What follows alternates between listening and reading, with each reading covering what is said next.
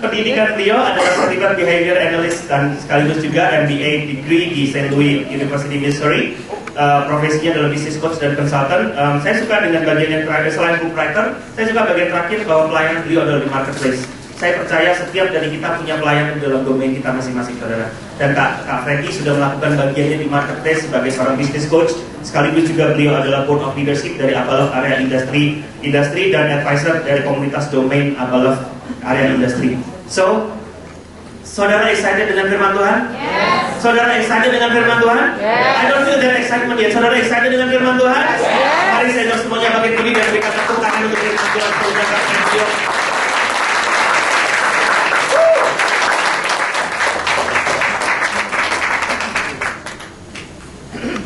Ya, shalom saudara. Apa kabar? Luar biasa tapi redup ya. Oke, saya dari perkenalkan, nama saya Freddy, a father of 3 children, ya, teenage children. Bapak Ibu sekalian, kalau kita punya anak, setiap fase itu tantangan berbeda-beda, betul nggak Bapak Ibu? Ya, the first 5 years you have another challenge, and then whenever they grow up, dia akan jadi teenager, tantangannya juga pusingnya beda. Nah, Bapak Ibu sekalian, ketika mereka nanti mungkin someday dewasa muda, fase masuk acara pilih mantu, itu juga difficulty-nya juga akan berbeda. Ya, ketika mereka nanti mau bisnis, mereka kerja, kita as a parents, Asian parent itu selalu concern dengan anak sampai cucu kita. Ya, beda ya kalau dengan yang di barat ya. Pokoknya udah 17 tahun tuh terserah lo mau jadi apa dah. Tapi kalau Asian parent itu bertanggung jawab sampai anak cucu. Ya, kita mau pastikan they have very good life, ya, very good business, ya, success in financial, ya. Tapi Bapak sekalian, semua nggak semudah itu. Pasti ada problem-problem yang harus dihadapi. So, Bapak sekalian, beberapa waktu yang lalu saya memberikan sebuah sales conference dengan sebuah financial institution, Bapak sekalian, bergerak dalam bidang leasing. Dia tahun ini 1 bulan dia punya target adalah 1 triliun. 1 bulan loh, bukan 1 tahun loh Bapak Ibu sekalian. Jadi kalau 12 bulan berarti kan 12 triliun. Nah Bapak Ibu sekalian, ketika Januari saya buka dia punya sales conference, sales national conference, bulan April dia cari saya lagi. Pak Ferry, tolong saya, help us katanya. Ya, kita punya leader fund a very huge difficulty di dalam achieve monthly target, dia bilang. Kenapa saya tanya? Dia bilang, tahun ini, bulan Februari, business leasing, business insurance, business leasing. Ada 2 government regulation yang bikin kita setengah mati. Tahun lalu, kita punya industri katanya is very growing, katanya. Jadi gampang banget untuk dapat, mereka punya achievement tahun lalu tuh per month tuh kira-kira 900 miliar. Jadi tahun ini makanya kenapa dia naikin 1 triliun. Dan tahun ini katanya per bulan boro-boro dapat 900 miliar. Itu below last year performance gitu. Tolong, kami dibantu. Kita lagi mengalami kesulitan yang sangat sulit. Kemudian beberapa waktu yang lalu saya ke perusahaan yang lain lagi Bapak Ibu sekalian. Saya kalau ke perusahaan yang lain, problemnya hampir mirip. Semua mengalami kesulitan. Ada problem-problem mengalami kesulitan. Bapak Ibu sekalian, itu bicara bisnis. Kalau bicara kehidupan pribadi kita juga tiap hari, mungkin bukan tiap hari lah, ya, setahun pasti kita akan mengalami problem dan kesulitan yang berbeda-beda. Di sini ada nggak yang hidupnya enak terus, nggak ada kesulitan? Boleh angkat tangan? Nggak ada ya? Siapa yang di sini pernah mengalami kesulitan yang dahsyat dalam kehidupan? Coba angkat tangan. Yang nggak angkat tangan tuh hoki banget ya hidupnya. Hah? Kayak enak banget gitu loh, ya. Nah, Bapak Ibu sekalian, saya perhatikan ya, saya merenungkan begini loh. Orang yang sukses definisinya bukan adalah orang yang kaya raya duitnya banyak, bukan. Orang yang sukses, kalau menurut pemahaman saya, kriterianya adalah orang yang mampu berhasil mengatasi kesulitan hidup. Itu adalah orang yang sukses. Kalau Bapak Ibu sekalian perhatikan ya, tokoh-tokoh bisnis di dunia, tokoh-tokoh yang sudah menang dalam berbagai hal. Saya melihat satu persamaannya mereka. Mereka berhasil mengatasi berbagai kesulitan yang susah. Saya baru nonton film tentang Steve Jobs, judulnya Jobs. Yang belum nonton ya. Itu filmnya bagus banget. Banyak pelajaran. Saya belajar tentang teknik negosiasi dari film itu. Saya belajar teknik convincing, meyakinkan orang dari film itu. Saya belajar tentang presentasi yang memukau dari film itu. Termasuk saya belajar tentang satu skill. Itu yang saya akan share kepada saudara pada siang hari ini. Skill apa? Kalau saya sebut dengan problem management skill. Kemampuan mengelola kesulitan-kesulitan. Bapak-Ibu sekalian, hidup kita banyak kesulitan yang kita harus hadapi. But if we don't have a difficulty management skill, kita akan big trouble, Bapak-Ibu sekalian. Kalau Anda perhatikan, orang yang hidupnya gagal, orang yang hidupnya betul-betul ada di bawah rata-rata, adalah orang yang tidak punya kemampuan mengelola kesulitan-kesulitan hidup. Ya, kita punya tema very wonderful, ya, I'm possible. Ya, Bapak-Ibu sekalian, ada satu ayat yang menjadi favorit saya kaitan dengan I'm possible. Itu berasal dari Filipi 4 ayat 13. Kalau Anda bawa Alkitab, Anda boleh buka. Ya, di slide saya nggak ada. Filipi 4 ayat 13. Saya lebih suka terjemahan bahasa Inggrisnya. Ya, bahasa Inggrisnya dengan bahasa Indonesia agak beda. Bahasa Inggris itu jauh lebih atmosfernya lebih positif. Nah, Anda baca dari bahasa Indonesianya. Coba ya. 1, 2, 3. Segala perkara dapat kutanggung di dalam Dia yang memberikan kekuatan kepadaku. Saya ingin Anda yang baca. Ya, ini adalah ayat yang luar biasa. Bapak Ibu sekalian, kalau Anda ngalamin tekanan hidup, ngalamin stres, ini adalah ciaponya.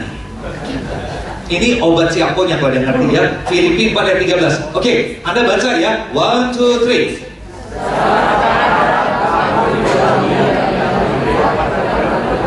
I don't feel any power ketika Anda baca ayat ini. Coba pakai power gitu, saudara. Volume suaranya dikencengin. Ya, dengan segenap hati dan jiwa Anda baca. Pakai power ya. Saya mau melihat 10 times more power from you. Oke? Oke ya. 1, 2, 3. Segala perkara.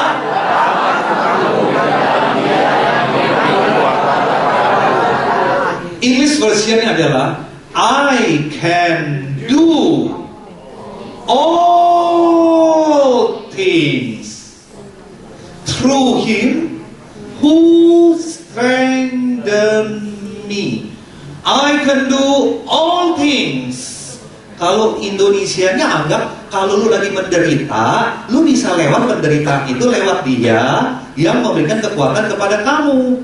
Itu Indonesianya. Kalau saya nangkep, kalau bahasa Inggris yang lebih positif, I can do all things, but through Him who apa saudara?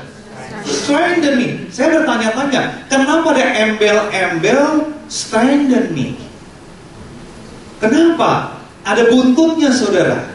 Through Him who strengthen me. Berarti untuk you can do all things, you have to face a lot of difficulty. Betul nggak Bapak Ibu? You will face a lot of problem. Jadi Bapak Ibu sekalian, if we have a problem management skill, we can do all things. Dan ketika kita menghadapi berbagai kesulitan, seringkali kita nggak mampu. Sebagai manusia seringkali kita nggak mampu. Makanya kita butuh kekuatan dari Dia. Ini yang seringkali orang sebut 10 magic words. 10 magic words. Saudara, 10 magic word is I can do all things through Him who strengthen me. Bahasa Indonesianya, segala perkara dapat kutanggung di dalam Dia yang memberikan kekuatan kepadaku. Exactly, 10 words. Coba keluarin Anda punya jari yuk. Ini firman saudara mesti hafal saudara. Kalau saudara mau possible in anything. Oke, coba keluarin jarinya ya. Bahasa Indonesianya aja deh. Ya, coba udah tampilin ayatnya tadi. Ya, pakai bahasa Indonesia nih ya. 1, 2, 3. Segala perkara dapat kutanggung di dalam Dia yang memberikan kekuatan kepadaku. Jangan lupakan 10 magic words. Amin, saudara? Ini nggak ada kata amin dari tadi. Anda setuju nggak sih dengan firman Tuhan, saudara? Amin ya. Saudara, saya banyak sekali mengalami gelombang kehidupan, saudara. Wah, ini ayat sangat dahsyat. Ini ayat sangat luar biasa sekali, saudara. So, Bapak Ibu sekalian, ketika kita menghadapi berbagai tantangan di dalam mencapai kita punya dreams, saya yakin semua orang punya dreams. Semua punya keinginan. Semua pengen lakukan sesuatu, punya goal. Ketika Anda berkarir, pasti Anda punya dreams dalam karir Anda. Ketika saudara berkeluarga, Anda pasti punya dreams. Ya, what kind of family Anda pengen bangun. Ketika Bapak Ibu punya anak-anak, Anda juga punya dreams tentang anak Anda. Betul nggak Bapak Ibu sekalian? Kalau kita nggak punya dreams, kita bakal mati. So, hidup kita Bapak Ibu sekalian tergantung dalam mencapai dreams itu. Apa yang Anda percayai? You are what you believe. Apa yang Anda percaya itu menggambarkan diri Anda. Kalau Anda merasa, yes, I can do all things through God who give me a strength, itu my belief misalnya, Anda pasti akan kuat. Tapi kalau Bapak Ibu, Saudara, kalau Anda punya belief, aduh, apa gue bisa ya? Kelihatannya nggak mungkin punya deh. Susah tahu. Ketika mental block itu ada dalam pikiran kita, kalau itu yang Anda believe, pasti apa yang Anda believe itu yang terjadi. Nah, Bapak sekalian, makanya hidup kita sangat tergantung kacamata apa yang kita pakai. Saya akan sharing Bapak sekalian firman ini, yang I'm possible with your glasses. I'm possible with my glasses. Saya kasih judulnya tambahan. Ya, saya kasih temanya, pakai kacamata apa ketika Anda menghadapi kesulitan hidup. Bapak, Ibu, Saudara, pakai kacamata apa ketika menghadapi tantangan kehidupan dalam rangka mencapai Anda punya tujuan hidup. Saudara, mempersepsikan kehidupan ini dari segi apa? Sudut pandang apa? Itu yang akan menentukan saudara akan menang atau gagal. Saya mau tanya saudara, siapa yang di sini hidupnya mau mengalami kemenangan bersama Tuhan? Angkat tangan. Yang angkat tangan saya doain pasti berhasil. Yang nggak angkat tangan, saya doain juga berhasil. Ya mungkin yang nggak angkat tangan pas keteknya bolong kali gitu ya. Jadi nggak angkat tangan ya. Nah saudara, saya akan masuk dulu ke dalam firman Tuhan. Kita belajar prinsip yang ada di firman Tuhan dulu ya. Nanti kita bahas aplikasinya. Bapak-Ibu sekalian, kalau di perjanjian lama ada satu tokoh yang mengalami penderitaan yang sangat hebat di dalam hidupnya. Anda tahu tokoh itu siapa? Ayub. Di perjanjian baru ada dua tokoh juga yang mengalami penderitaan yang maha hebat. Yang pertama adalah Yesus. Yang kedua siapa? Paulus. Very good. Nah, kita akan coba belajar sebentar tentang Paulus. Bagaimana dia bisa overcome his difficulty. Bagaimana dia bisa mengatasi berbagai persoalan hidup. Rahasianya di mana? Ya, sehingga dia punya satu pola kehidupan possible with God. Kita akan lihat ya, rahasia di mana. Nah, Bapak Ibu sekalian, saya akan bacakan satu firman Tuhan dari 2 Korintus 11 ayat 23b sampai 28. Ini adalah cuplikan dari penderitaan seorang Paulus. Ya, salah satu cuplikan loh saudara, penderitaannya banyak sekali. Nah, saya akan bacakan untuk saudara. Aku lebih banyak berjerih lelah, lebih sering di dalam penjara, didera di luar batas, kerap kali dalam bahaya maut. 5 kali aku disesah orang Yahudi, setiap kali 40 kurang 1 pukulan. 3 kali aku didera, 1 kali aku dilempari dengan batu, 3 kali mengalami karam kabel. Sehari semalam aku terkatung-katung di tengah laut. Dalam perjalananku aku sering diancam bahaya banjir dan bahaya penyamun, bahaya dari pihak orang-orang Yahudi dan dari pihak orang bukan Yahudi. Bahaya di kota, bahaya di padang gurun, bahaya di tengah laut, dan bahaya dari pihak saudara-saudara palsu. Aku banyak berjeri lelah dan bekerja berat. Kerap kali aku tidak tidur, kerap kali aku lapar dan dahaga, kerap kali aku berpuasa, kedinginan dan tanpa pakaian. Dan dengan tidak menyebut banyak hal lain lagi, urusanku sehari-hari, yaitu untuk memelihara semua jemaat. Saudara kalau perhatikan ya, ini adalah daftar kesulitan hidup Paulus. Dan kalau saya perhatikan, ini paket lengkap loh saudara, bukan paket hemat loh. Problemnya, ya tingkat dewa saudara kesulitan hidupnya. Nah pertanyaannya, bagaimana Paulus bisa survive? Bagaimana Paulus bisa finishing well? Bagaimana Paulus bisa lewati itu dengan baik? Dan Paulus, Bapak Ibu saya perhatikan, adalah salah satu tokoh yang punya problem management skill. Problem management skill. Ini orang hebat, saudara. Rahasianya di mana sih sebetulnya? Apa yang membuat dia bisa kuat? Apa yang bisa bikin dia tangguh? Rahasia cuma ada dua, saudara. Yang pertama, Paulus punya tujuan hidup yang sangat jelas. Firman Tuhan di dalam Korintus yang tadi saya bacakan, dia bilang begini, urusanku sehari-hari yaitu untuk memelihara semua jemaat. Fokus tujuan hidupnya adalah jemaat.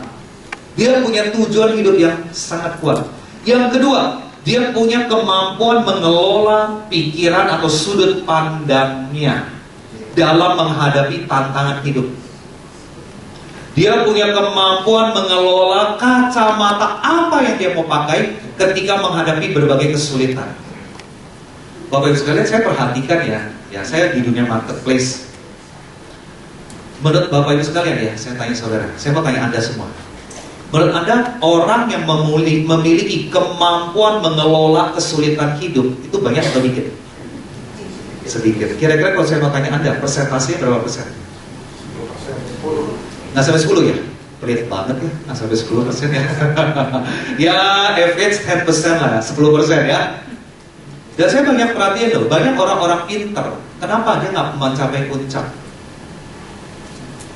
Jawaban cuma satu, gagal di dalam menghadapi persoalan, gagal di dalam menghadapi kesulitan hidup. Makanya ada satu istilah disebutnya adversity quotient.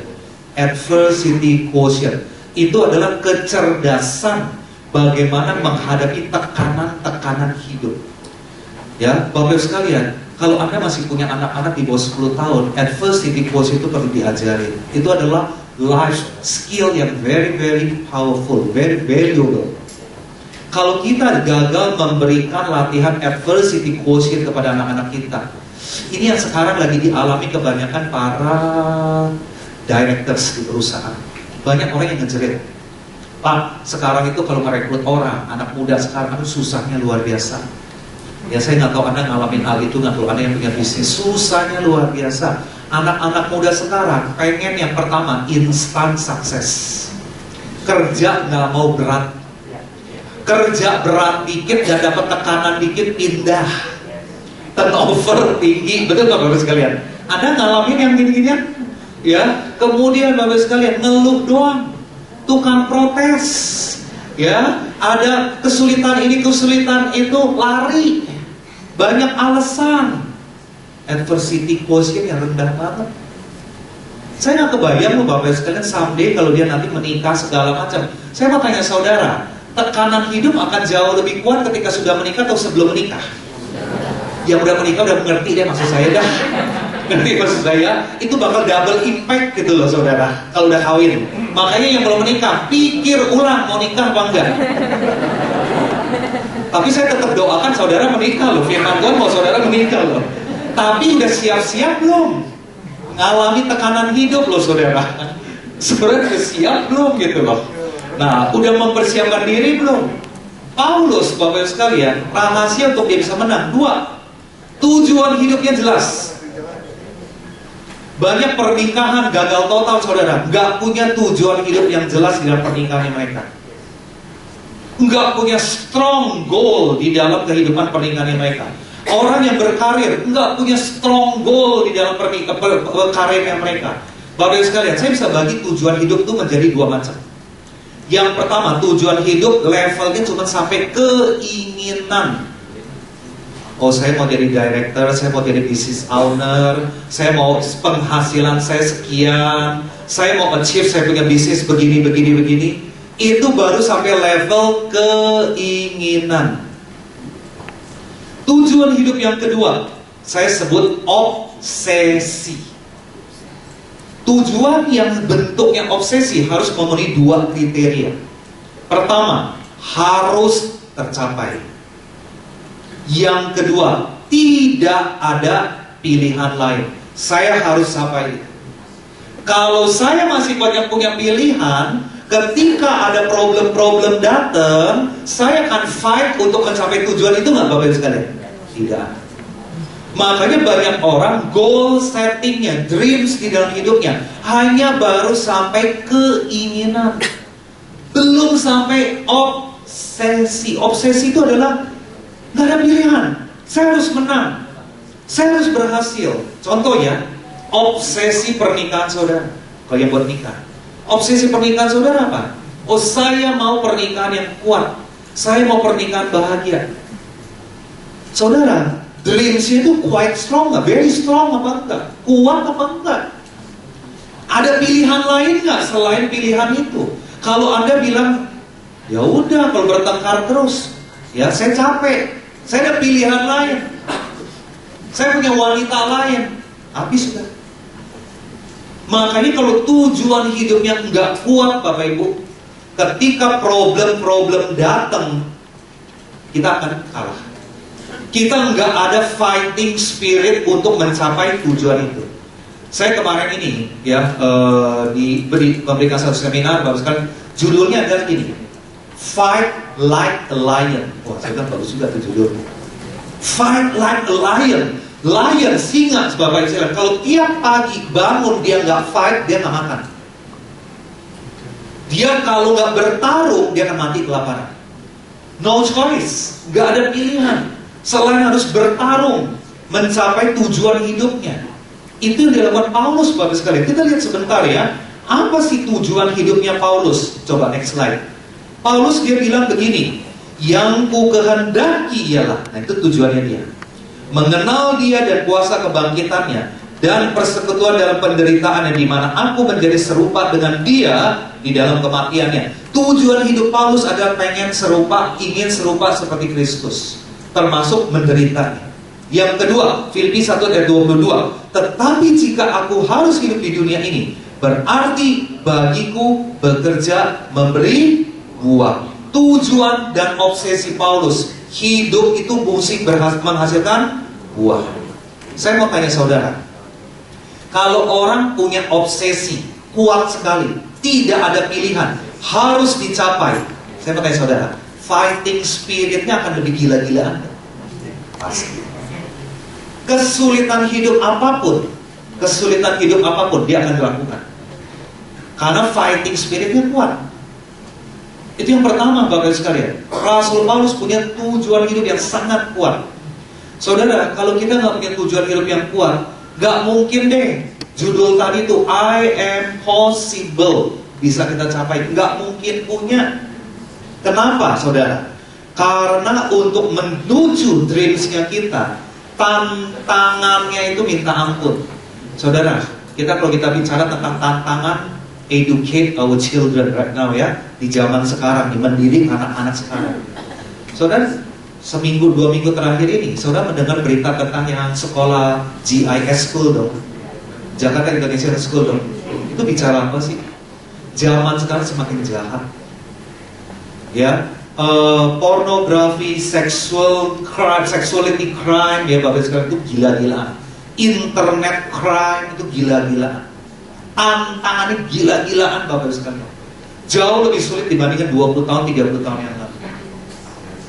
Kalau kita sebagai orang tua nggak punya obsesi mau mendidik anak kita dengan jalannya Tuhan, anak kita akan jadi korban.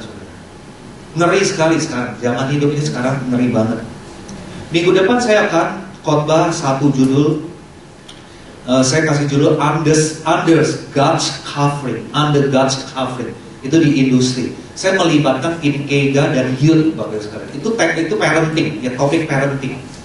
Saya cuma mau sadarkan kepada para orang tua. Kalau anak-anak kita tidak ada di dalam rumahnya Tuhan, tidak ada di dalam coveringnya Tuhan, mereka punya komunitas yang gak tahu, gak jelas punya, Bapak Ibu sekalian, kita berarti lagi mau menghancurkan masa depan anak-anak kita. Ngeri sekali loh Bapak Ibu sekalian, zaman sekarang. Ya saya lempar kepada saudara, anak-anak saudara rumah rohani di mana? Home, spiritual home-nya itu di mana? If your children they do not have a spiritual homes, berarti homes-nya mereka sekuler. Dan itu sangat mengerikan Bapak Ibu sekalian. Nah, tujuan hidupnya Anda saudara apa? Ketika saudara edukasi anak-anak. Itu yang pertama, ya, educate your children. Kita mesti punya strong goals di dalam hidup kita. Yang kedua, kacamata. Anda melihat kacamata, Anda menggunakan kacamata apa ketika melihat kesulitan hidup? Kacamata kita akan menentukan, next slide please. Kacamata kita akan menentukan kita itu punya energi apa enggak. Kacamata kita akan menentukan semangat kita tinggi atau enggak. Jangan dulu. Sebelumnya.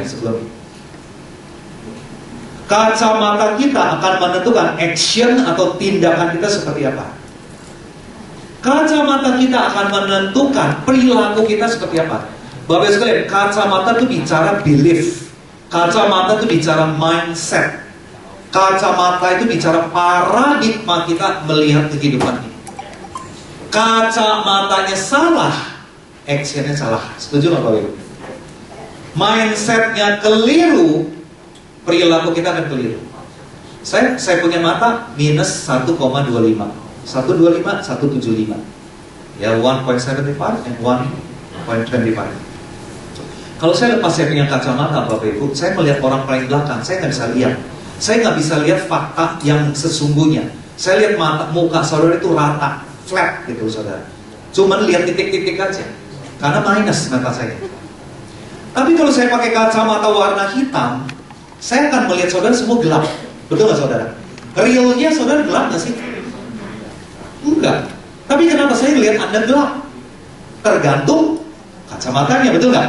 Tapi kalau saya pakai kacamata yang tepat, saya bisa melihat saudara exactly tepat sebagaimana yang ada. Sama Bapak sekalian. Ketika kita menghadapi kehidupan ini, saudara, kita pakai kacamata apa? Kacamata kita akan menentukan perilaku kita benar apa enggak. Nah, kalau saudara perhatikan, Rasul Paulus menggunakan kacamata apa ketika menghadapi kesulitan? Nah, kita akan lihat ayatnya, Filipi 4 ayat 7 dan 8. Nah, saudara, saya ingin saudara baca dengan power saudara. Ini ayat Tiago yang kedua. Ya, this is a very good vitamin for your soul and for your mindset. Yuk kita akan baca ya, sama-sama ya. 1, 2, 3. Damai sejahtera Allah yang melampaui segala akal akan memberikan hati dan pikiran yang dalam jadi akhirnya saudara-saudara, semua yang benar, semua yang mulia, semua yang adil, semua yang suci, semua yang manis, semua yang benar, semua yang cukup berjalan dan patut dipuji. Pikirkanlah semuanya itu. Kalau saya mau lanjutkan saudara ayat yang ke-9. Dan apa yang telah kamu pelajari, dan apa yang telah kamu terima, dan apa yang telah kamu dengar, dan apa yang telah kamu lihat padaku, lakukanlah itu. Nah ini yang paling penting nih. Maka Allah sumber damai sejahtera akan menyertai kamu. Siapa yang hidupnya ketika mengalami badai, mengalami tsunami, hujan rintik-rintik, hujan besar, apapun cuacanya, tetap damai sejahtera di sini. Siapa yang mengalami kehidupan kayak gitu? Saya juga mau.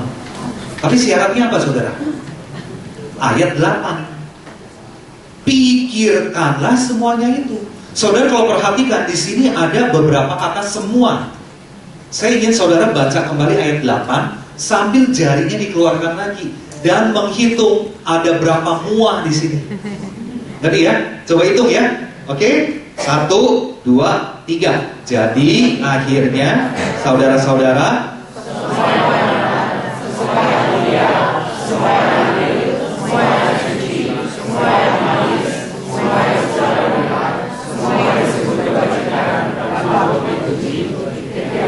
berapa muah? 8 muah. Katakan kepada kiri kanan depan belakang Anda, 8 muah yang mesti dipikirkan. 8 loh, orang Chinese paling suka angka 8. Ya, 7, 8, 9 paling suka orang Chinese ya. Apalagi 9 ya, 8 udah mau menuju 9. Itu angka hoki. Ya, angka hoki Bapak sekalian. Ya, 7, 8, 9. Ya, sebenarnya usah jiu kan sudah sampai jiu. Nah, jiu itu dengan tulisan yang lain itu berarti apa? Selamanya. Jiu jiu selamanya, terus-terusan. Makanya jiu itu adalah angka hoki. Nah, Bapak sekalian, Paulus punya modal ketika menghadapi kesulitan. Dia bilang gini, apa yang bagus pikirin, apa yang baik pikirin, yang jelek jangan dipikirin. Apa yang kita pikirin ini yang akan membuat kita kuat atau lemah. Kalau pikiran kita salah, kita akan lemah. Bapak sekalian, ada 2 jenis orang Kristen di dalam dunia ini. Yang pertama, Kristen truk sampah. Kristen truk sampah adalah spesialis ngumpulin sampah ke dalam pikirannya. Selalu ngelihat orang jelek-jeleknya, lihat pasangan dari lemahnya, ngerti nggak Bapak sekalian? Lihat atasan bos di kantor dari yang jeleknya, lihat PKS dari kejelekannya dia. Kalau datang ke gereja, roh kritiknya kuat banget. Musiknya payah, kampungan, jangit-jangit doang. Wah, WL-nya begini begitu. Selalu lihat lemahnya, Bapak sekalian. Ketika sebuah truk sampah udah penuh, dia akan menebarkan aroma apa? Bau busuk, betul nggak? Nah, ciri-ciri orang yang sampahnya udah penuh, kemana-mana ngeluh. Bukan ngeluh, ngeluh. Ngeluh tentang istrinya, suaminya, bosnya, PKS-nya, anggota selnya, spesialisasinya mengeluh. Jadi orang yang tipe truk sampah ada 2 ciri, suka mengeluh, suka ngegosip. Sini, gua ada cerita baru nih, breaking news. Lu tahu nggak? Udah mulai dari cerita itu. Ngerti maksud saya Bapak sekalian? Itu artinya orang itu udah penuh dengan sampah. Kristen yang kedua. Nah, ini Kristen yang model Filipi 4 ayat 8. Kristen lokomotif. Bapak sekalian, lokomotif harus menarik gerbong kereta yang panjang dengan beban yang berat, betul nggak? Dia harus naik gunung, turun lembah, dan sebagainya. Pertanyaannya, kenapa lokomotif punya high energy untuk menarik beban yang begitu berat? Mesinnya diisi oleh apa, Bapak Ibu? Batu bara. Diisi oleh electrical power. Betul nggak Bapak sekalian? Lokomotif izinkan sampah masuk ke dalam mesinnya nggak? Enggak. Dia betul-betul sortir sampah dan batu yang tidak ada gunanya, buang. Kristen tipe lokomotif akan disiplin dalam pikirannya dia. Apa yang buruk, apa yang melemahkan semangat, apa yang bikin kita kecewa, apa yang bikin kita down, dia buang. Itu Kristen lokomotif. Bapak sekalian, itu yang akan menentukan kita ini siapa. What you are is what you believe. Kalau saya beliefnya negatif terus tentang orang lain, Bapak sekalian, itu yang bikin kita patah semangat. Coba tanya dong kiri kanan, kamu truk sampah atau lokomotif? Kalau lihat mukanya gimana? Kiri kanan saudara. Kalau lihat mukanya gimana? Lokomotif. Ya, saya sih positif aja, lokomotif. Nah, Bapak Ibu, saya mau coba tinjau dari sisi ilmiahnya ya. Apa yang kita pikirkan itu akan menentukan kita punya high power-nya untuk kita menembus berbagai kesulitan. Saya mau ajak Anda lihat sebuah eksperimen. Eksperimen ini dilakukan oleh dokter namanya Dr. Masaru. Dr. Masaru. Ya, dia orang Jepang, Bapak Ibu sekalian. Boleh ditampilkan gambarnya? Nah, ini dia. Penelitiannya ini dilakukan terhadap nasi yang baru dimasak. Ada 2 toples toples sebelah kiri, toples sebelah kanan. Toples A, toples B. Ya, toples A, Bapak sekalian, ditulisnya kata-kata yang baik. Kamu pintar, kamu cerdas, kamu cantik, kamu baik, kamu rajin, aku sayang padamu, aku ingin selalu dekatmu, I love you, terima kasih. Toples B, hal yang buruk. Kamu bodoh, kamu goblok, kamu jelek, kamu jahat, kamu malas, kamu pemarah, aku benci padamu, aku sebel dekat kamu. Toples A ditaruh kelompok kiri, di meja kiri, toples B ditaruh meja kanan. Selama 7 hari, 7 kali 24 jam, para peneliti ke toples A memberikan kata-kata positif. Kamu baik, kamu bagus, kamu cerdas, dan sebagainya. Toples B selama 7 kali 24 jam di kata-kata ini yang buruk-buruk. Jadi ngomong sama nasi nih Bapak Ibu sekalian, jelek-jeleknya nih. Setelah 7 hari selesai eksperimen ini, dilihat hasilnya. Toples A ketika dibuka, bau nasi normal masih kecium aromanya. Tapi ketika toples B dibuka, Bapak sekalian, bau sekali, bau basi, banyak jamurnya. Kalau Anda perhatikan toples kanan bawah, itu banyak spot hitam, betul nggak? Itu jamur, Bapak sekalian. Nah, Dr. Mas Haru sangat tertarik. Ini kenapa bisa kayak gitu? Kenapa cuma diucapin doang? Cuma diucapin doang loh Bapak sekalian. Kenapa jadi jamuran? Yang satu ketika diucapin bagus, kenapa bagus nasinya? Nah, dia selidiki, ternyata dia masuk ke research level kedua, tahap kedua. Oh, nasi itu dimasak menggunakan apa Bapak sekalian? Air.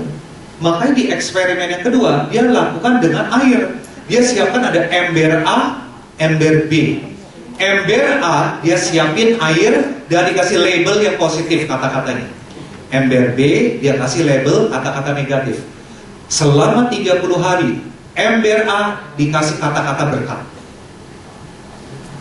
Ember B dikasih kata-kata negatif. Selama 30 hari.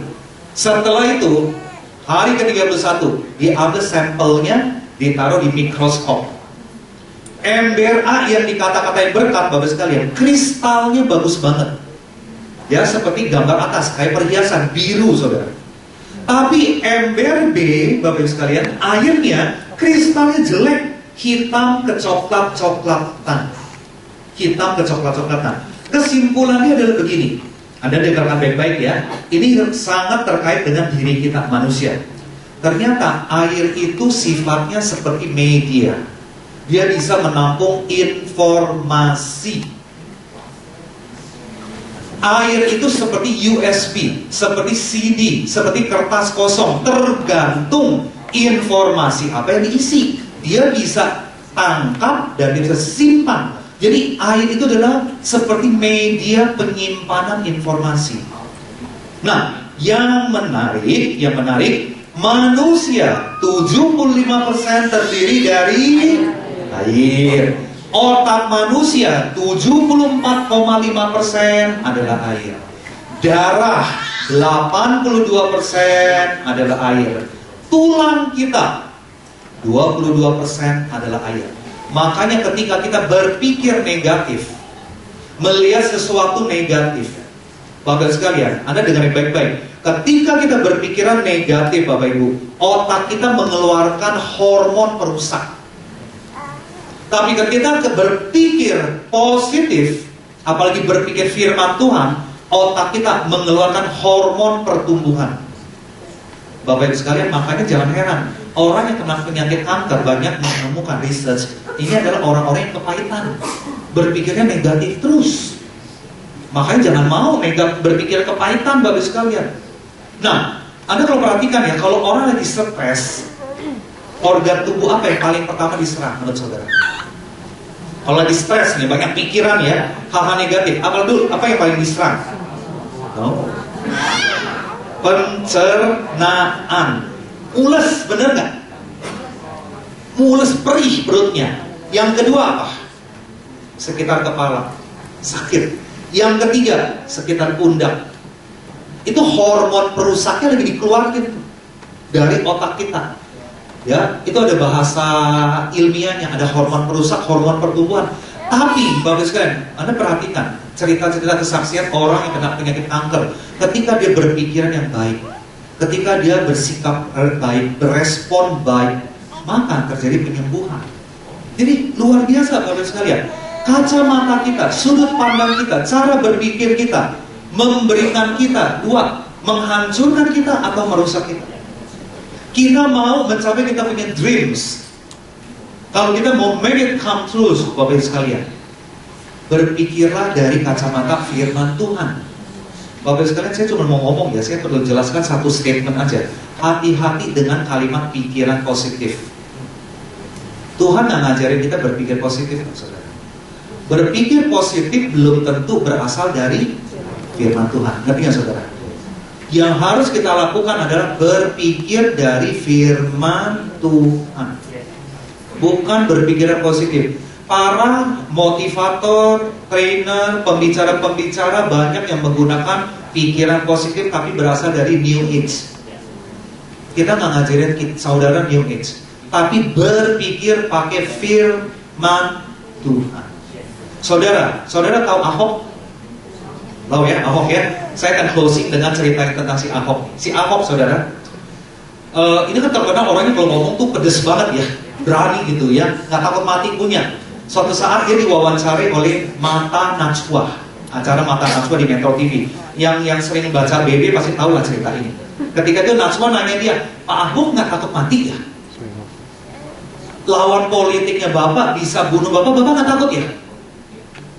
Lalu si Ahok bilang begini, bagi saya, kalau saya masih hidup, artinya saya hidup itu harus menghasilkan buah. Saya harus bawa dampak buat masyarakat. Kalaupun saya mati itu adalah keberuntungan. Si Najwa kan bukan orang Kristen ya. Mati itu bawa keberuntungan. Maksud lo apa? Kira-kira gitu ya. Maksud kamu tuh apa? Iya. Bagi saya mati itu adalah keberuntungan. Saya udah kasih tahu istri saya, kalau saya nanti mati, sewaktu-waktu saya mati, tolong di batu nisan saya ditulis, mati itu adalah keberuntungan. Saudara, Ahok itu lagi mengutip Filipi 1 ayat 21. Karena bagiku hidup adalah Kristus dan mati adalah keberuntungan. Saya mau tanya saudara, ketika Ahok pakai kacamata itu, Bapak sekalian, saya mau tanya saudara, dia memiliki keberanian yang menghadapi dia punya tujuan hidup. Punya. Jadi Bapak sekalian, sekali lagi, kacamata kita akan menentukan kita mau seperti apa. Berapa menit lagi nih? 1 menit lagi ya? Oke, saya mestinya nunjukin saudara satu video. Nggak apa-apa? Oh, ada video nggak apa-apa ya? Nah, Bapak sekalian, saya mau ajak saudara, ini buat yang married couple nih, ya. Kacamata saudara dalam melihat pasangan saudara akan menentukan how you treat your spouse, how you treat your husband, how you treat your wife. It depends bagaimana saudara memandang orang itu, pasangan saudara. Kita lihat videonya ya. Nah, ini saya tutup dengan ini. Dia benar-benar tutup ya. Udah pakai video soalnya nih. Yuk kita lihat ya videonya ya.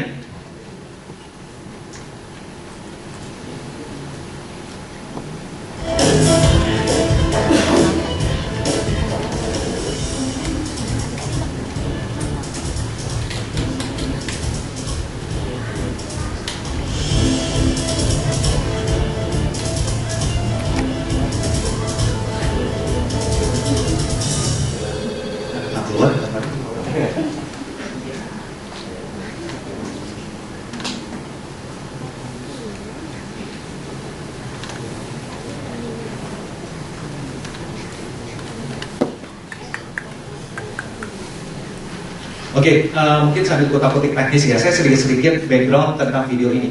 Jadi ada satu orang suami yang kacamata yang melihat istri yang sangat negatif. Ya, dari kacamata dia, persepsinya dia, mindset dia, istri dia tuh males. Istrinya nggak kerja. Karena kacamata dia, istri kerja itu artinya bisa menghasilkan uang. Istrinya full time housewife. Jadi dia ngeluh kemana-mana. Istri gue males. Istri gue nggak kerja. Saya mau tanya saudara, Ketika seorang suami punya persepsi seperti itu kepada pasangannya, dia akan menghargai pasangannya enggak? Enggak. Pasti enggak. Oke, videonya udah muncul ya. Baik, kita lihat.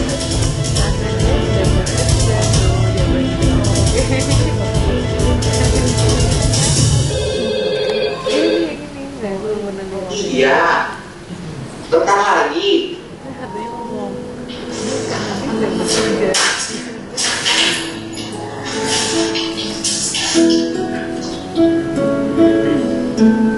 Ini nggak pulang. Oh iya, thank you ya. Mau mana?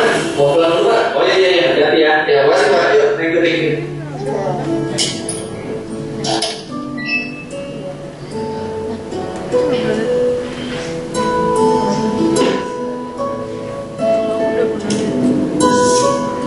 Istri lo kerja nggak tuh? Istri gua nggak kerja bro. Istri gua tuh ibu rumah tangga murni. Terus yang nyari sarapan siapa bro? Ya bro, udah pasti istri gua lah bro. Kan dia nggak kerja bro, ada di rumah. Bro, jam berapa bro? Dia bangun jam 6 pagi.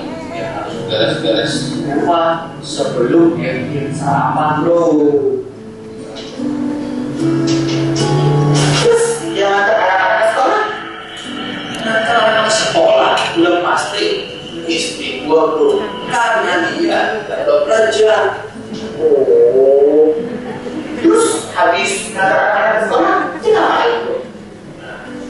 Dia pergi ke pasar, terus pulang ke rumah dia masak, cuci. Seperti yang lo tahu, dia tidak bekerja. Tuh. Kalau istri lu ngapain?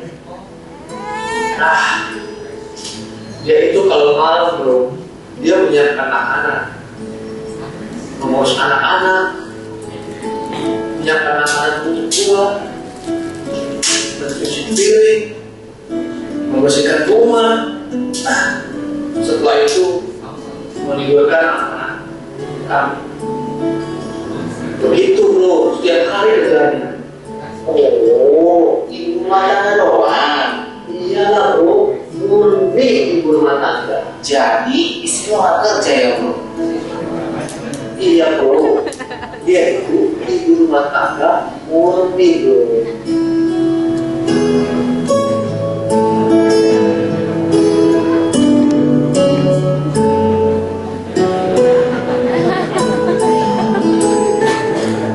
Ini adalah lanjutan ceritanya saudara. Karena dia komplain kayak begitu, suatu saat dia berdoa kepada Tuhan.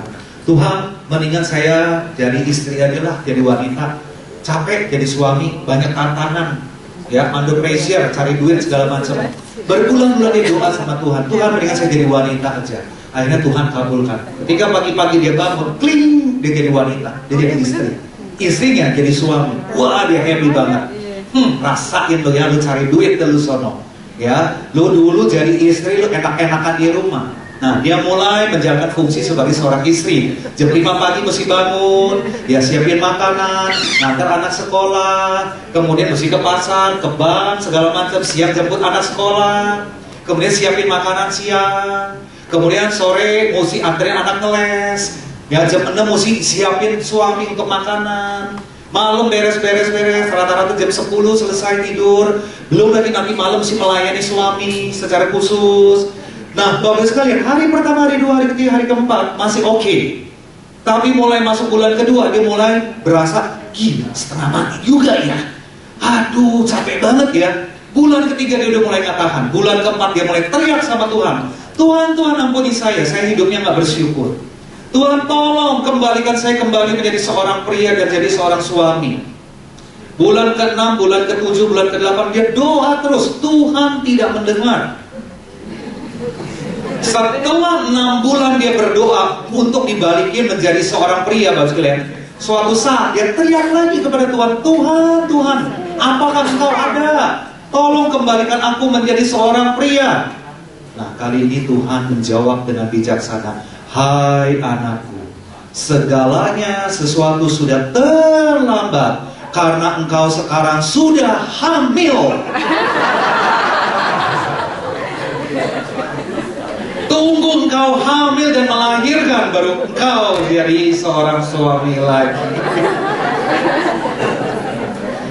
Nah saudara, cerita tentang ini apa sih saudara? Orang kayak gini nggak tahan kesulitan, betul nggak Bapak Ibu sekalian? Melihat orang lain dari kacamata yang negatif terus. Nah, keluar dari tempat ini, mau nggak saudara? Hidup saudara melihat sesuatu itu dari kacamata yang sesuai dengan firman Tuhan. Amin saudara? Pakai Filipi 4 ayat ke-8. Nah saudara, sekali lagi, you what you believe. Saudara akan seperti apa yang saudara persepsikan dalam hidup ini. Kalau saudara mau mengalami damai sejahtera Allah, pakai firman Tuhan. Saya akan doakan untuk saudara. Mari kita tutup mata sebentar.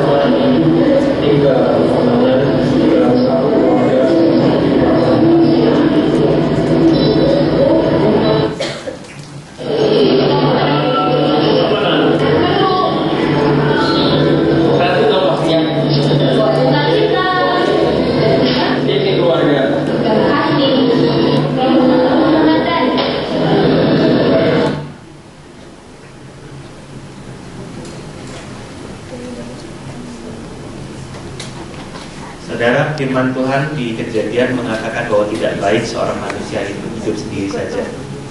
Banyak orang hanya mempraktekkan ini hanya dalam keluarga. Tapi kita lupa bahwa Tuhan juga memberikan kita sebuah keluarga, yaitu di dalam komunitas kita, di dalam PCC. Firman Tuhan juga mengatakan di Khotbah bahwa berdua lebih baik daripada seorang diri. Betul saudara? Ya. Tali dengan 3 utas tidak akan mudah dipatahkan. Itu katanya. Kenapa? Kadang-kadang kita menghadapi seperti kata Kak Freddy tadi, kita akan menghadapi masalah-masalah, dan saya yakin bergabung dengan DC adalah sebuah cara, salah satu cara untuk kita bisa memiliki problem management yang baik. Karena di situ akan ada teman-teman kita yang akan bisa mungkin membantu kita, setidak-tidaknya mungkin kalau kita tidak menceritakan masalah kita yang secara detail, mereka bisa membantu dalam doa. Dan saya yakin saudara, yang namanya doa, firman Tuhan mengatakan doa orang benar bila didoakan dengan yakin, apa saudara? Sangat besar kuasanya. Ada orang yang mengatakan, pray if it's the last resort. Berdoalah kalau itu memang benar-benar pilihan terakhir. Saya katakan bukan saudara. Berdoalah karena itu adalah pilihan yang paling utama. Sebelum kita melakukan apa-apa, pray. Makanya kenapa DC itu penting, untuk kita bisa saling mendoakan, kita bisa saling mendukung. Amin saudara. Siapa yang belum tergabung dengan DC? Ada kakak-kakak di sana, saya tahu itu belum bergabung dengan DC di tempat lain, tapi sudah bergabung dengan satu DC. Oke? Pengumuman untuk hari ini. Ya, ada perubahan nomor rekening ya. Jadi perubahan yang mungkin perubahan yang paling yang signifikan hanya untuk gedung. untuk nomor rekening gedung. Jadi kalau saudara ingin menabur untuk gedung, maka gedung untuk area barat adalah di nomor rekening tersebut. Jadi saudara sudah dapat bill ya, majalah bill semua. Di belakang ada daftar nomor rekeningnya lebih detail. Jadi saudara nanti bisa cek juga. Oke, next. Gitu. Ya, SPK pemenang akan diadakan pada tanggal 4 Mei next week. Tempatnya di ruang New York di sebelah sana. Ya, pukul 8.45. Dan bulan depan, tema kita bulan depan adalah startup. Bukan nari, bukan film nari ya, tapi ini benar-benar kita mengajak saudara untuk ayo kita berani melangkah maju, melangkah naik ke tempat yang lebih tinggi, mengambil keputusan-keputusan yang tegas seperti Yosua yang mengambil keputusan yang tegas untuk menyeberangi Sungai Yordan. Saudara siap mengambil keputusan dengan iman? Saudara siap? Ya. Kayak tadi excitementnya kurang berasa, saudara. Saudara siap? Ya. Siap. Mari kita bangkit berdiri semua. Kita akan tutup celebration kita.